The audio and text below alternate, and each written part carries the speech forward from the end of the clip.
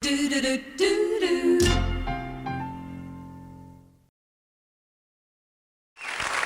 Welcome back, as you see already, on set, as it were, Delilah and Jeanne Little. Alcoholism is a major problem in our society, we all realise that, and for women, it's an increasing one. And that's why Women for Sobriety was formed. And from that group, please welcome Joyce.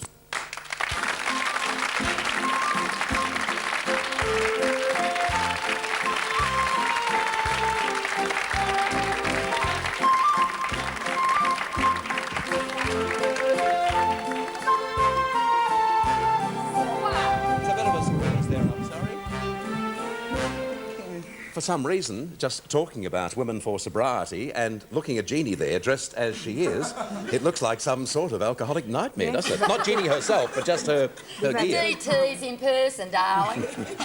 Joyce, why Women for Sobriety and not AA? Well, I can only speak for myself. Years ago, I got my sobriety through another organisation, and Women for Sobriety came through an American lady, a Dr. Jean Kirkpatrick, who also got her sobriety through another organisation, and then realised that there were women out there that we need a group for women. There are certain needs that women require.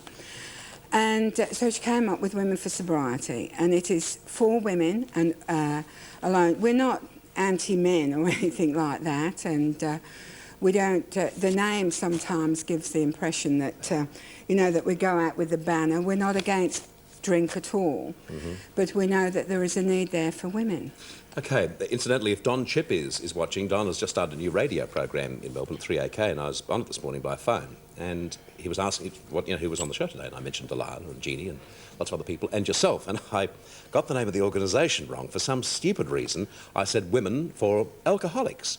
And not really, I said that. And Don said, what do you mean? You have a woman instead of having a drink. And so if you're watching, Don, it's Women for Sobriety. Tell us your story. Well, my story was that I was a lady, I am a non-practising alcoholic, and I was a lady that I didn't drink daily or anything, and I used to use alcohol. At first it was like a friend. You know, I'd have a drink and I would think, you know, I'll relax, and I used to relax a lot. And then all of a sudden I got this need that on certain days I wanted to drink, and I wanted to drink more than I should. What, drink to oblivion? No, I never passed out or anything like that, but I drank to a stage where I could become aggressive. I became a person that used the phone. I'd ring up my friends, and you know, and I could handle anyone's problems except my own. Do you have a family? Yes, I have. I've got a grown-up family. I've also got a younger son. I've got a boy 34, a daughter 30, and a 17-year-old son. So what time frame are we talking of? How long ago is it since you became dry? Well, I haven't had a drink for over 7 years. And that to me has just been a wonderful experience, you know, because... What about your husband? My husband is a social drinker, and he still has a drink. I have alcohol in my home. I'm one of the lucky ones. I've never took alcohol out of my home because it was I who chose not to drink. Not my husband or my friends. Joyce, are there special problems about a female alcoholic that aren't suffered by males? Yes, because I think, you know, we have a lot of roles to play as women. You know, we're the mother, we're the sister, we're the daughter, we're the wife, and we have a lot of things in our life, and we become, you know, we become that we're rushing along and we want to fill all these roles, and we're so busy looking after our families and other people, we forget about ourselves. I think there's another consideration too, and that is you see a guy who's obviously a little plastered, and you say, oh, there's old Bill, you know, having a ball again, oh, isn't he great fun? You see a woman that way and you say, isn't that disgraceful? Yes, if the lady falls down because she's had too much to drink, I mean, you know, they say, oh my God, poor Bill, look what he has to put up with. Bill falls down and they say... Good old Bill. Yes, he's had a lovely time, you know, Bill's been out and enjoying himself. I've seen Bill like you this know. before, type thing. That's right, Yeah. oh, we'll take Bill home and throw him back home, you know, to the wife. And also, women have different problems, of course, you know, and I can mention them here, but, you know, we have... women suffer with like PMT, menopausal problems. We have women that have been physically and verbally abused by males. So some women do not want to go into a mixed group in the beginning. After a while, they're quite, you know, they will go to other groups. But in the beginning, they don't. They're frightened. They're scared.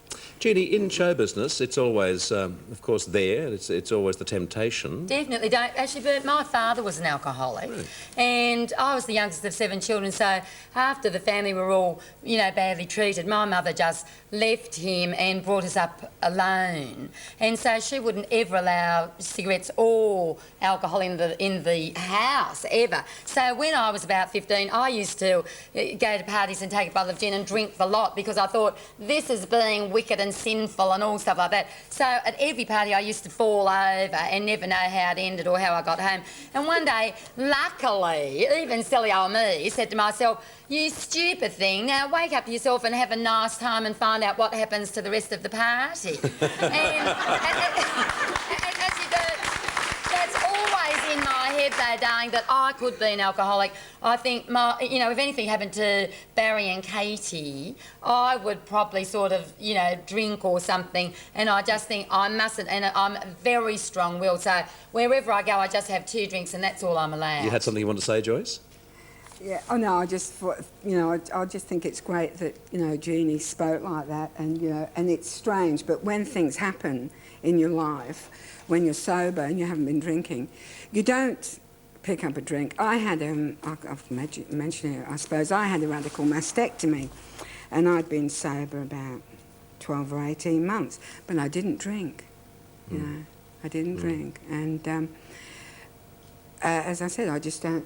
That's self-esteem. And, you know, we get sober for ourselves. I never got sober for my husband or my children. I got sober for me. And they, of course, then benefit, don't they?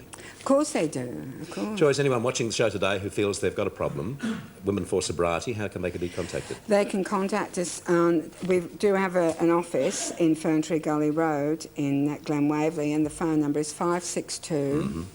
0523, and there's 2 ladies there at the moment. There's Mary. Is it nationwide, by the way? And we do have a group in Adelaide and in Brisbane, and the numbers there are... Nothing in Sydney? Don't worry about the numbers. No, Nothing right. in Sydney? No, nothing in Sydney. That means to say that there are no women in Sydney who drink too much? Of course there will be, yes. If you contact the Bert Newton Show, we can pass on all the relevant information about Women for Sobriety. And, excuse me, Certainly. if you don't mind me saying, you know, it's not the quantity that we drink, it's what it does to us. You don't have to be a lady that drinks, you know, a cask of wine or a bottle of whiskey a day. If you are drinking and it's costing you more than money... Do something about it. Yes, certainly. A few years ago, actually. This is like therapy, darling. I'm having a good listen myself. Until about 3 years ago, I actually had to come out of myself and actually get mad at myself. If I could have came out of myself and punched myself, I actually would have done that. And that's when my whole life changed, and I became very spiritual. But before that time, I think I was sort of searching for love and acceptance, especially in this profession that I'm in. At the moment, everything's happening. It's wonderful. But at that time, I used to drink 1 ice cube, a double scotch, lots of water. And I used to tell people off, and I used to do this, and I used to do that. And You make a wonderful television producer. But actually, I mean, I think at that time when I first arrived here in Australia, I was sort of looking for it being accepted. I used to go into dressing rooms and the whole place becomes silent. And I used to think, what have I done? What's happening? So I'd go out and drink, and I'd stay at home and drink.